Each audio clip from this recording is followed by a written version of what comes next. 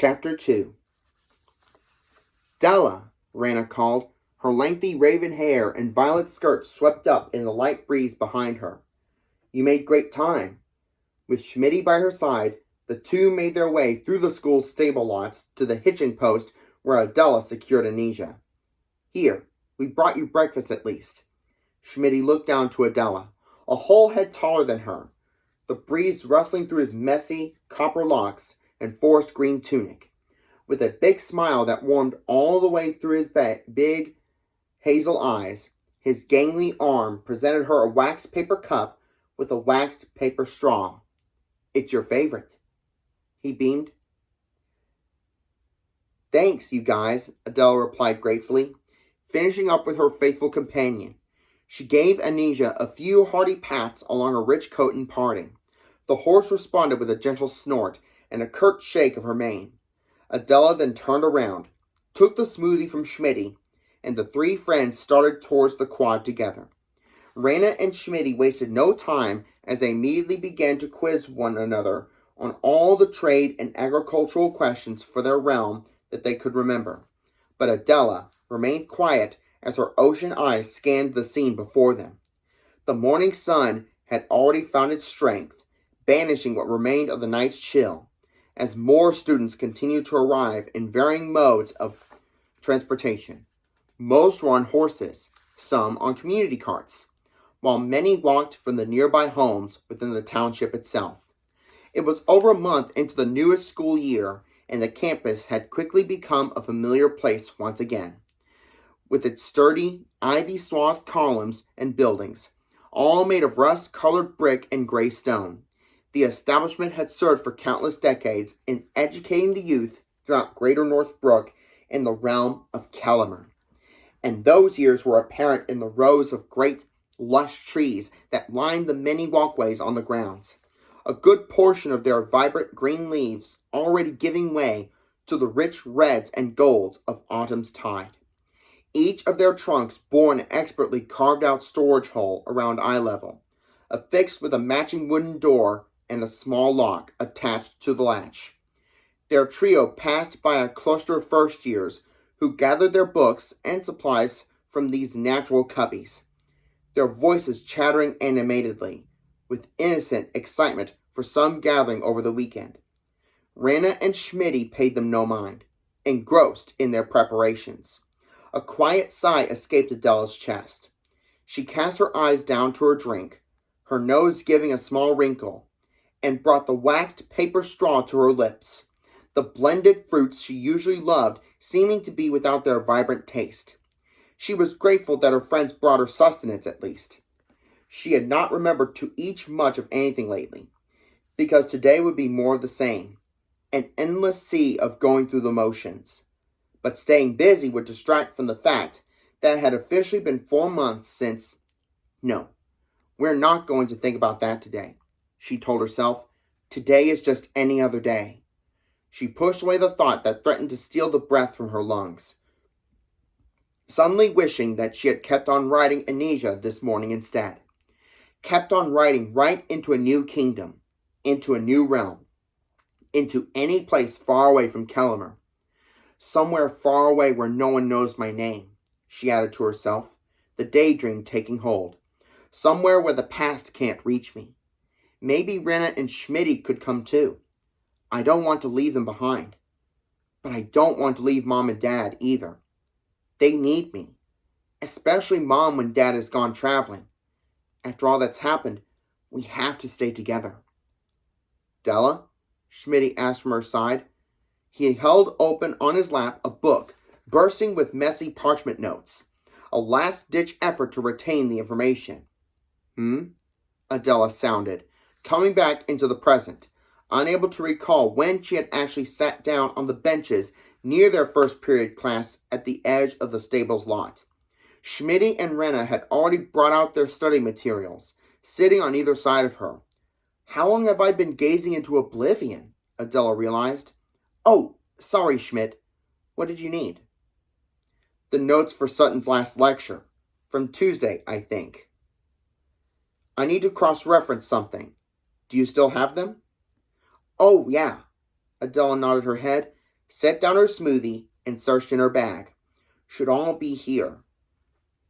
She produced the pages from her notebook with ease and handed them off, giving a small smile before quietly looking off into the campus once more. There was a beat, and Schmitty and Rena exchanged a wary glance. A silent conversation and an agreement that Adela did not notice. Okay, let me see it, Rena demanded suddenly, shoving aside her books on the bench as she took to her feet, one hand held out and the other settling on the side of her waist. See what? Adela murmured, her despondent gaze glancing up to her friend. Your crystal. First of all, you need to prioritize a solid bedtime, Rena explained, bringing Adela back into the moment. Plus, we decided here on out to make Fridays our review mornings. I tried to remind you last night, but you never scrawled back, she added, her tone almost too sweet.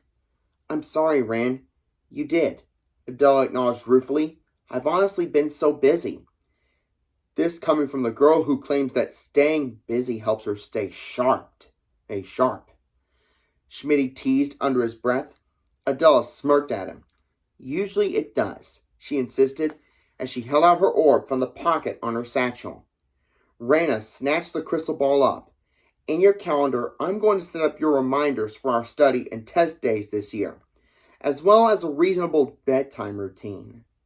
A sly, self-satisfied smile lit up her amethyst eyes as her fingers swiftly touched, tapped, and scrawled along the glowing surface of the ball. The shimmering clouds within the artifact glittered and swirled in aqua, pink, and periwinkle hues. Ren, I can manage my schedule just fine. I'm not a tech troll. Adele raised an eyebrow. Rena glanced back at Adela, mirroring her own perfectly bold brows to match. I love you, but yes, you sometimes are. But also your crystal ball is a newer enchantment than mine, and I've been dying to kidnap it from you. She blissfully mused as her fingertips glided across the top of the magical artifact once again. It responded with a loud tinkling chime. Fairy innovation at its best. Adela's lips curved into an easy grin as she watched her best friend light up. Rena had always been the gifted one in their little trio when it came to anything fairy. Didn't you want to study? She mentioned, but Rena remained silently fixated. To be honest, Del, there's nothing new that we'll learn in the next half hour that we haven't already prepared for. Schmitty interjected as Rena scrawled away. Plus, the scores for the apprentice tests stack over time anyway. And it's early enough in the school year still. True, but every bit counts. And Rena isn't sure where she wants to end up yet. And you're not even sure you want to stay in the family smithy business either. I want you both to do well. I don't know. I mean, staying in the family business at this point would be easier than learning a new skill, right? Schmitty admitted sheepishly. With your weak wrists, Adela smirked. It's not like you're any better at pounding the steel either, Del. Spell, Della, Rena exclaimed, her eyes never leaving the sphere in her hands as she continued to scroll along its surface. I knew your plate was loaded this semester, but seeing it all laid out here is pretty overwhelming. It's not too bad, Adele shrugged. You're already helping in the town's community center twice a week, but you also do the fight nights. And you didn't even tell me about the extra gardening you're doing with your mom for donation drop-offs.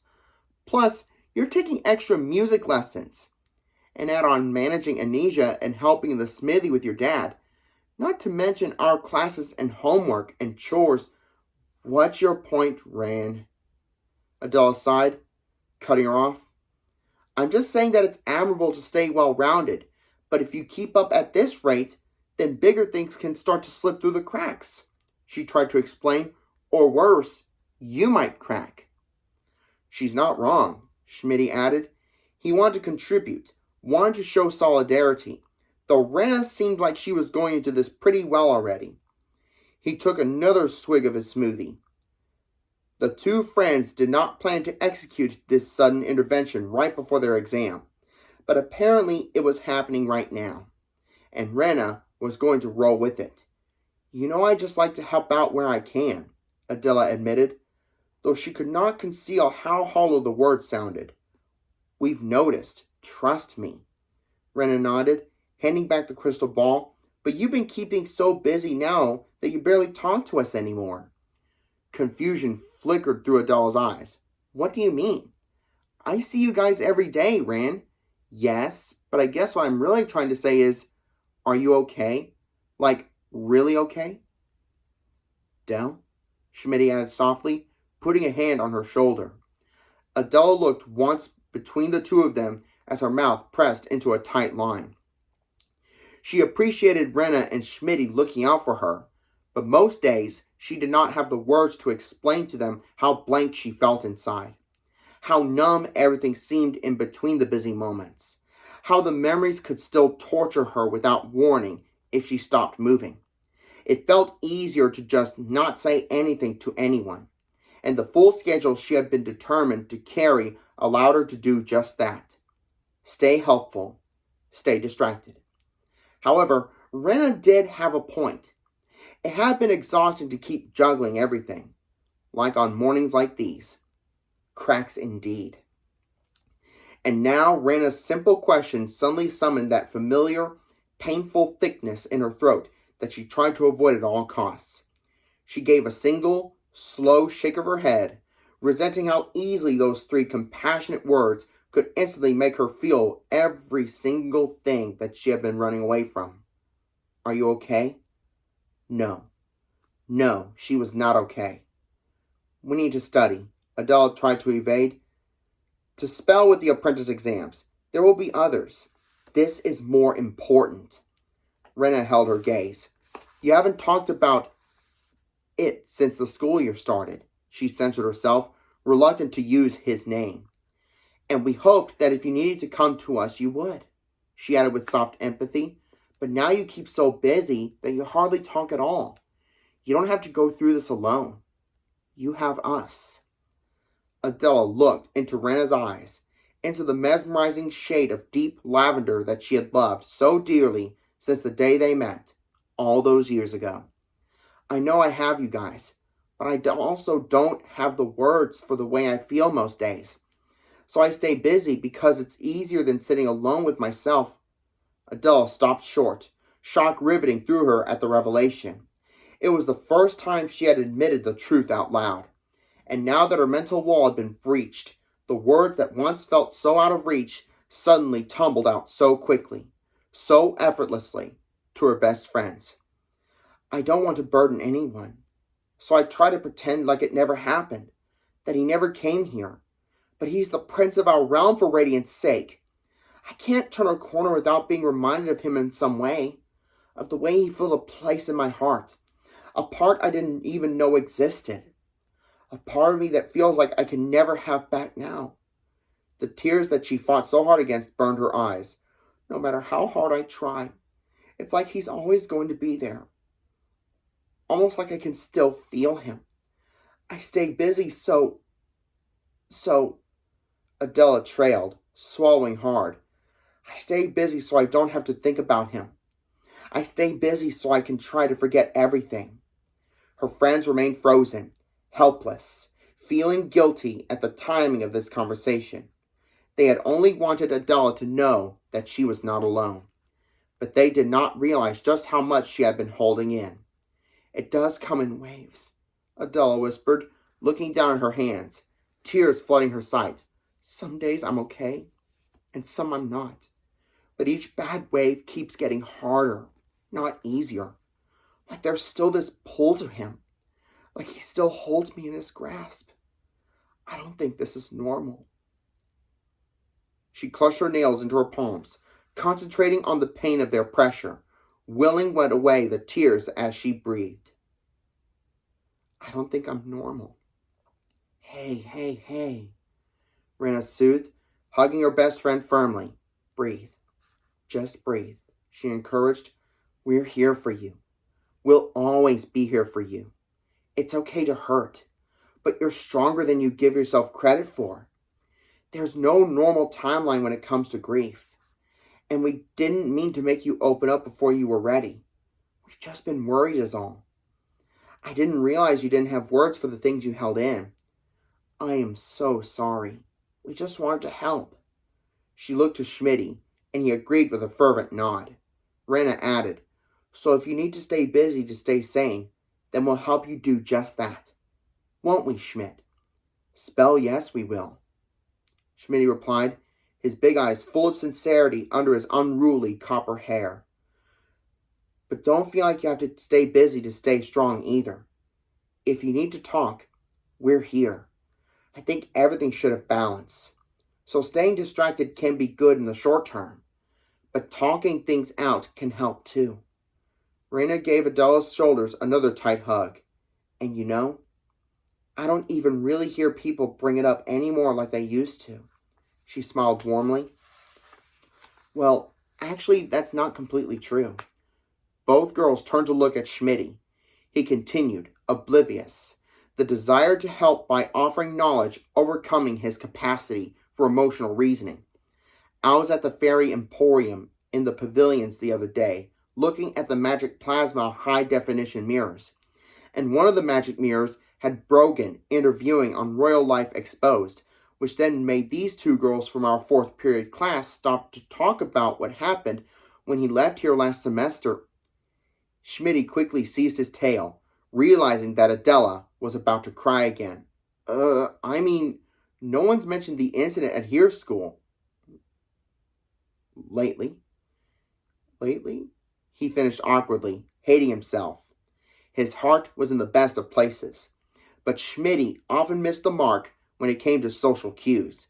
He felt awful, now realizing his mistake.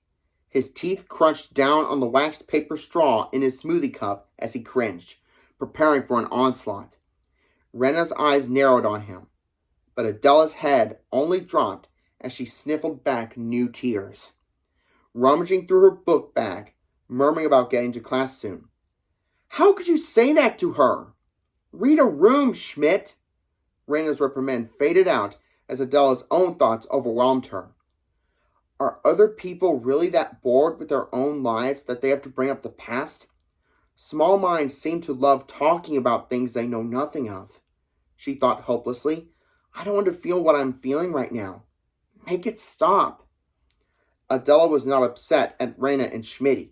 It was everyone else and their need to perpetuate gossip that she could not understand. She looked up and across the grounds and into the fray of students. People were laughing and hollering and joking. Distantly, someone yelled out, Dude, where's my horse? A louder laughter then followed. It's all so shallow. This school, this town. Is this all there is to life? Is it always going to be so hollow? She begged inside. A vibration disturbed the air at the other end of the campus, and several people went running past the trio.